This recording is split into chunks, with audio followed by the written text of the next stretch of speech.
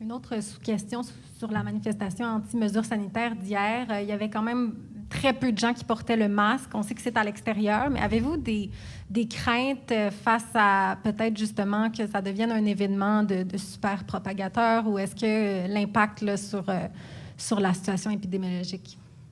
Bon, j'ai eu des discussions ce matin avec Geneviève Guilbeault, qui est responsable de la sécurité publique. Il y a eu des contraventions de données. Par contre, bon, il faut aussi pas faire exprès pour leur donner trop d'attention. Je pense que même si on dit qu'il y a quelques dizaines de milliers de personnes, au total, on le voit dans les sondages, c'est une très petite minorité des citoyens québécois. La grande majorité comprend que pour être solidaire, il faut respecter les consignes.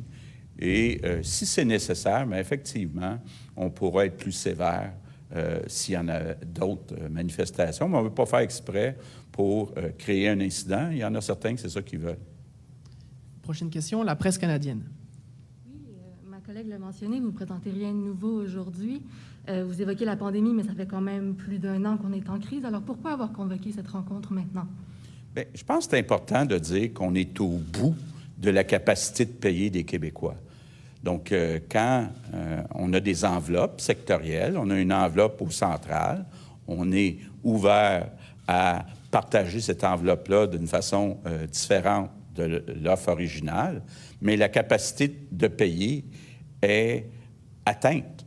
Donc, quand certains syndicats disent « il n'y a pas de mouvement », ce qu'ils veulent dire parfois, c'est « on voudrait plus d'argent ». On n'en a pas plus d'argent. Donc, je pense que c'était important de le dire clairement aux chefs syndicaux, même si vous continuez pendant 6 mois, pendant 1 an, il n'y aura pas plus d'argent sur la table. On n'en a pas plus d'argent. Il n'est pas question d'augmenter les taxes des Québécois. Comment on va garantir ça? Bien, écoutez, depuis 2 ans et demi, on ne les a pas augmentés. C'est pour moi une des promesses électorales les plus importantes. Donc, je vous le dis, là, prenez-moi pour ce que je dis, il n'y aura pas d'augmentation d'impôts et de taxes. On va passer à Véronique Dubé, TVA Nouvelles. Bonjour à vous deux. Est-ce que c'est un ultimatum aujourd'hui? Parce qu'avec cette... on a tous les mêmes échos. Les syndicats s'attendaient à des bonifications. On entend le message que vous lancez. On a l'impression que vous parlez beaucoup aux contribuables, davantage qu'aux syndiqués. Est-ce que la loi spéciale est exclue ou est encore envisagée? Pourriez-vous éventuellement décréter les conditions de travail et les salaires des employés? Bien, écoutez, moi, je suis très confiant que dans les prochaines semaines, on va s'entendre. On a été patient, j'ai été patient, 1 an là, de négociations. Les conventions sont échues depuis le 31 mars 2020. Puis oui, bien, le contribuable, moi, je suis là pour gérer l'argent des contribuables, donc c'est normal que je parle aussi aux contribuables. Bonjour, j'aimerais revenir sur la manifestation d'hier, entre autres. On a su qu'il y a environ 30 000 personnes qui ont participé. Vous dites qu'il ne faut pas donner trop d'attention à ces gens-là, mais quand même, il y a beaucoup de gens qui ont crié leur ras-le-bol hier. Est-ce que ça vous inquiète, 30 000 personnes environ qui étaient dans les rues à Montréal pour dénoncer les mesures sanitaires? Bien, tout est relatif. Là. On voit qu'une grande majorité des Québécois appuient les mesures. Personne les aime, les mesures, les consignes. On a tous hâte que ça soit terminé. Puis on approche de la fin avec la vaccination.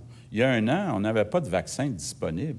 Là, on vaccine de façon très rapide, donc on voit la lumière au bout du tunnel.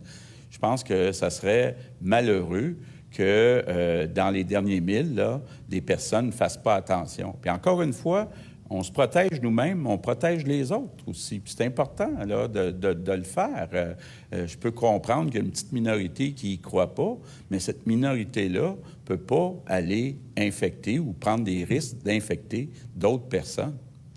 Hier, j'ai parlé avec des personnes qui venaient de Gatineau, de plein d'endroits à Trois-Rivières, qui sont déplacées à Montréal. Il y a des personnes qui se posaient des questions, comment ça on les a laissés se transporter en autobus. Plusieurs n'avaient pas de masque. Il y a des vidéos qui circulent en ce moment sur les réseaux sociaux. Beaucoup de personnes aussi dans le métro de Montréal qui n'ont pas de masque, qui font le party carrément. Là. Comment vous réagissez par rapport à ça? Puis pourquoi il n'y a pas eu un plus grand contrôle dans les transports en commun? Oui, mais comme vous le dites, des dizaines de milliers de personnes qui viennent de plusieurs endroits. À un moment donné, il faut être réaliste. Les policiers, ce qu'ils peuvent faire, ils ont donné des contraventions hier. Maintenant, on va suivre et puis s'assurer qu'il y ait des contraventions de données le plus possible.